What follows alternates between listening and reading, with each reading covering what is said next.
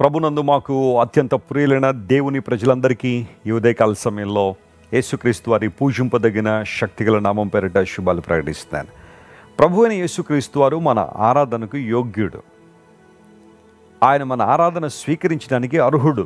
చాలామంది ఈ రోజుల్లో యేసు ప్రభు దైవత్వాన్ని ప్రశ్నించే వాళ్ళు ఉన్నారు. ఆయన దేవుడు కాదు అని వాదించే వాళ్ళు చాలామంది ఉన్నారు. కానీ దేవుని బిడ్డగా మనందరం విశ్వసిస్తున్న సత్యం, లేఖనాలు ధృవీకరిస్తున్న సత్యం, ప్రభు అయిన యేసుక్రీస్తు వారు మన ఆరాధనకు యోగ్యుడు. ఆయన నిన్న నేడు నిరంతరము ఒకే రీతిగా ఉన్న దేవుడు.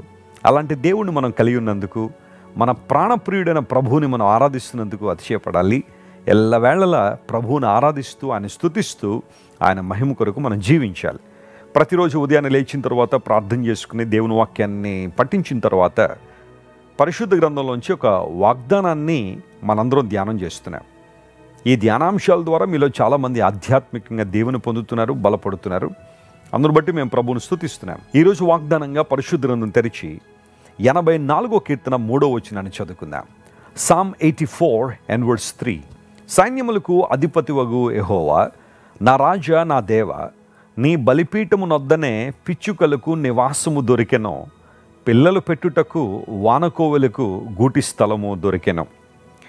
84వ కీర్తనను కోర కుమారులు రచించిన కీర్తనగా మనం చూస్తున్నాం. గిత్తీత్ అనే ఆ రాగం మీద పాడబడిన కీర్తన ఇది. పూర్వదినాల్లో కీర్తనలు పాడేవారు. ఇప్పుడు అంత సమయం మనకు లేక, లేదా ఆ రాగాలేంటో తెలియక మనం చదివేసుకుంటున్నాం. కానీ పూర్వదినాల్లో కీర్తనలు పాడేవారు. 84వ కీర్తనలో చాలా శ్రేష్టమైన ఆధ్యాత్మిక సంపద దాగి ఉంది. ఒక్కొక్క వచనంలో అనేకమైన ఆధ్యాత్మిక విలువలు మనం చూస్తాం. కొన కుమారులు వారు ఆరాధించే దేవుని పట్ల వారికి ఉన్న అవగాహనను చాలా స్పష్టంగా తెలియచేశారు. ఎవరైనా వాళ్ళ దగ్గరికి వెళ్ళి, కొర కుమారులరా, మీరు ఆరాధిస్తున్న మీ దేవుడు ఎలాంటి వాడు అని అడిగితే వాళ్ళ దగ్గర చక్కని అవగాహన ఉంది. దేవుని గురించిన అవగాహన వారు కలిగి ఉన్నారు. ఎలాంటి వాడు దేవుడు అంటే, ఆయన సైన్యములకు అధిపతియగు యెహోవా అనే మాట, నా దేవ, నా రాజా అనే మాటలు వారు వాడారు. Lord of hosts and my lord and my king. నా దేవ, my God and my king. నీవు సైన్యములకు అధిపతియగు యెహోవా. అలాంటి అవగాహన మనకుందా? ఈ ఉదయకాల సమయంలో ప్రభు బిడ్డలు అని పిలిపించుకుంటున్న మనం, దేవుని కృపలో వర్ధిల్లుతున్నామని ప్రకటించుకుంటున్న మనం, దేవుని గురించిన సరైన అవగాహన కలిగి ఉన్నామా? మన దేవుడు సైన్యములకు అధిపతి అయిన దేవుడు. ఆయన మాట్లాడితే సైన్యాలు కదులుతాయి.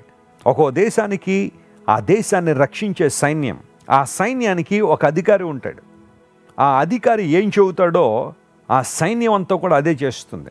ఎక్కడికి వెళ్ళమంటే అక్కడికి వెళ్తారు, వెళ్ళొద్దంటే వెళ్లకుండా ఉంటారు, ఏది తినమంటే అది తింటారు, ఎక్కడ ఉండమంటే అక్కడ ఉంటారు కదా. ఆ కమాండర్కి ఆ పవర్ ఉంది. సైన్యమును శాసించినప్పుడు వారందరూ అతని మాట వింటారే. మరి దేవుడు సైన్యములకు అధిపతి అని లేఖనం సెలవిస్తూ ఉంటే, ఆయన స్వరానికి ఆయన సైన్యము లోబడుతుంది. ఆయన సైన్యం లోబడుతుంది.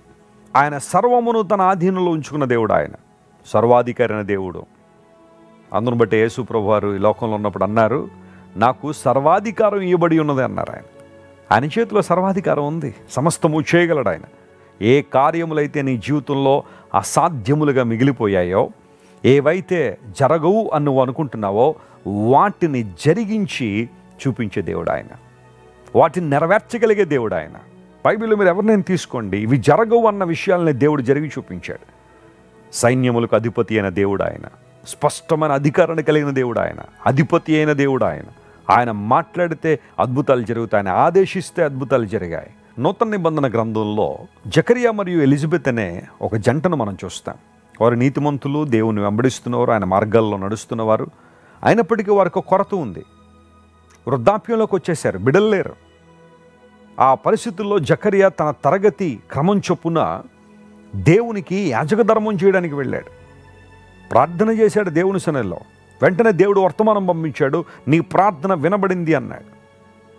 ఎవ్వరూ బహుశా వారి జీవితంలో ఇలాంటి అద్భుతం జరుగుద్దని ఊహించలేదేమో. కానీ దేవుడు ఆ వృద్ధాప్యులైన జంటను దేవుడు ఆశీర్వదించి వారికి చక్కని కుమారుని ఇచ్చాడు. బాప్తిస్మిచ్చి యోహాను క్రీస్తు ప్రభు యొక్క రాకను గురించి ప్రకటించాడు. దేవుని బిడ్డలారా, ఈరోజు ఆలస్యం అయిపోయిందని బాధపడుతున్నావా? ఇంకెప్పుడండి నీ ఏడుస్తున్నావా? అన్ని పరిస్థితులు దాటిపోయినాయండి, ఇంకా నా జీవితంలో ఈ కార్యం జరగదేమో, ఈ అద్భుతం జరగదేమో, ఈ ఆశీర్వాదం నేను చూడలేనేమో, దేవుని వాగ్దానాలన్నీ నిరర్ధకం అయిపోయాయి. ఆయన వాగ్దానాన్ని మర్చిపోయాడు అన్న నిరాశలో, కృంగుదల్లో, నిస్పృహలో బహుశా నీవు ఉంటే దేవుడు నీతోనే మాట్లాడుతున్నాడు. నీ దేవుడు సైన్యములకు అధిపతి, ఆయన నీ దేవుడు, నీ రాజు అయి ఉన్నాడు. ఇప్పుడు ఇలాంటి దేవుడు చేస్తున్న మేలు ఏంటంటే, నీ బలిపీఠం దగ్గర పిచ్చుకలకు నివాసం దొరికినో, వానకోవెలకు పిల్లలు పెట్టడానికి గూటి స్థలం దొరికిననే మాట వాడారు. కొర కుమారులు తమ్మును తామే పిచ్చుకలతోనో వానకోవెలతోనో పోల్చుకున్నారు. సరే, ఇవన్నీ ఎక్కువగా మనం ధ్యానం చేయడానికి సమయం కాదు, కానీ స్పారోస్ అండ్ స్వాలోస్ ఈ రెండు మాటలు మనం చూస్తే, పిచ్చుక అనేది వెరీ ఇన్సిగ్నిఫికెంట్ బర్డ్, చాలా సున్నితమైన, బలహీనమైన ఒక పక్షి. దేవుడు వాటిని కూడా కేర్ చేస్తున్నాడు అనేది ఆ వచ్చిన భాగం యొక్క సారాంశం. రెండోది, వానకోవెల రెస్ట్లెస్నెస్కి సాదృశ్యం. అది ఎప్పుడు తిరుగుతూనే ఉంటుంది, ఏదో పని ఉన్నట్టుగా. దానికి అసలు విశ్రాంతి అనేది ఉండదు. అలసట, తిరగడం, ఆందోళన, కలవరం, రెస్ట్లెస్నెస్కి సాదృశ్యం వానకోవెల. అలాంటి వానకోవెలకు నీ దగ్గర గూటి స్థలం దొరికిందయ్యా. అలా రెస్ట్లెస్గా తిరుగుతున్న వానకోవెలు కూడా వచ్చి నీ దగ్గర విశ్రాంతి తీసుకుంటుంది. ఎంత చక్కని పోలిక. అవును, చాలాసార్లు మన జీవితాల్లో మనం బలహీనులంగానే ఉన్నాం, ఇన్సిగ్నిఫికెంట్గా. నేనేం చేయగలనండి, నా వల్ల ఏమవుద్దండి, నా బ్యాక్గ్రౌండ్ ఏంటండి, నా తల్లిదండ్రులు చాలా పేదవాళ్ళండి, నేను పెరిగిన గ్రామం చాలా పేద గ్రామం అండి, నాకు సరైన బ్యాక్గ్రౌండ్ లేదండి, సరైన ఇమ్యూనిటీస్ లేవండి, సరైన ఫెసిలిటీస్ లేవండి. కొంతమంది ఎప్పుడు ఇదే బాధలో ఉన్నారు. కొంతమంది అలసట, ఆందోళన, కలవరం, విజయం కోసం అడిదిరిగి సక్సెస్ సాధించడానికి అది చేయాలంటే అది చేయడం, ఇది చేయాలంటే ఇది చేయడం, ఎక్కడెక్కడో పరుగులు పెట్టడం, ఎవరెవరు చుట్టూ తిరగడం, ఎన్నెన్నో పరిస్థితులు చేసి అలసిపోయిన వారు. Come to the feet of God. దేవుని దగ్గరికి వచ్చాయి. ఆయన పాదాల దగ్గర నీకు విశ్రాంతి ఉంది. ఆయన పాదాల దగ్గర నిన్ను కేర్ చేస్తున్నాడు ఆయన, నీ గురించి ఆలోచన చేస్తున్నాడు ఆయన. నువ్వు లోకం దృష్టిలో బలహీనుడివే కావచ్చు, కానీ దేవుని దృష్టిలో మాత్రం కాదు. ఆయన తన బలంతో నింపాలని, తన శక్తితో నింపాలని ఆయన కోరుతున్నాడు. అలసటతో, కలవరంతో, ఆందోళనతో అటు ఇటు తిరిగి అలిసిపోయిన నిన్ను తన శాంతితో, తన సమాధానంతో, తన ఆదరణతో నింపి తన మహిమ కొరకు దేవుడు వాడుకోవాలని ఇష్టపడుతున్నాడు. వస్తావు ఈరోజు దేవుని దగ్గరికి? ఈ వాగ్దానాన్ని క్లెయిమ్ చేయండి.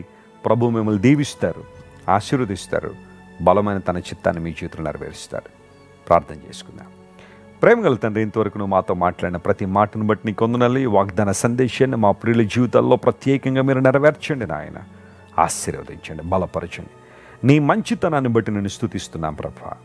వానకోవెలకు గూటి స్థలాన్ని ఇచ్చిన దేవుడు, పిచ్చుకలను పట్టించుకున్న దేవుడు అయ్యా, నీకు స్తోత్రాలు. బలహీనమైన మమ్ములను, అటు ఇటు తిరిగి అలసిపోతున్న మమ్ములను ప్రభా నీ సన్నిధి ద్వారా ఆదరించాలని, విశ్రాంతినివ్వాలని, శాంతి సమాధానాలు కృమ్మరించాలని ఆశపడిన దేవానికి వందనాలు. ఈరోజు మా ప్రియుల జీవితాల్లో మేలులు, ఉపకారాలు జరిగించండి. స్వస్థత లేని వారికి స్వస్థత, విడుదల లేని వారికి విడుదల మీద దయచేయండి. బలమని ఆత్మతో ప్రతి ఒక్కరిని సంధించి మేలు చేయమని కోరుకుంటూ యేసు నామం పేరిట అడిగి వేడుకొనిచున్నాం తండ్రి. Amen. God bless you dear friends. Have a wonderful day. Christ worship centre ఓ బలమైన సంఘ ఉద్యమం. కొన్ని సంవత్సరాల క్రితం కేవలం ఇద్దరితో ప్రారంభించబడిన పరిచర్య నేడు ప్రపంచవ్యాప్తంగా లక్షలాది మందిని ప్రభావితం చేయుచున్నది. రాజమండ్రి, సికింద్రాబాద్, బెంగళూరు, చెన్నై, నెల్లూరు, దుబాయ్, బెహ్రైన్, కరీంనగర్, విశాఖపట్నం, గద్వాల్, కొవ్వూరు, మలకపల్లి, శ్రీలంక, భూటాన్, అడ్డతీగల, పాలమూరు, ఒంగోలు, బళ్ళారి, కోరుకొండ, పోతవరం, నల్లజర్ల, వెంకటరామయ్యగూడెం, మచిలీపట్నం, ఇందిరానగర్లతో పాటు అనేక గ్రామాల్లో క్రైస్ట్ వర్షిప్ సెంటర్ ఆరాధనలు జరుగుచున్నవి.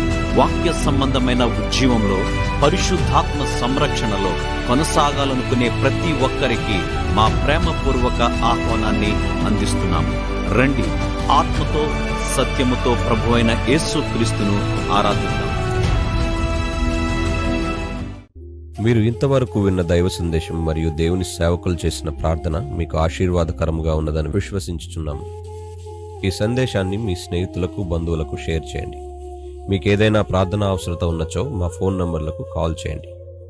దేవుడు మిమ్మల్ని ప్రేరేపిస్తే విశ్వాసంతో సాగుచున్న ఈ పరిచర్యను ప్రోత్సహించండి. మరిన్ని వర్తమానాలు, పాటలు వినుటకు జాన్ వెస్లీ మినిస్ట్రీస్ అను మా యూట్యూబ్ ఛానల్ను సబ్స్క్రైబ్ చేసుకొనండి. ప్రభువైన యేసుక్రీస్తు కృప మీకు తోడైండును గాక.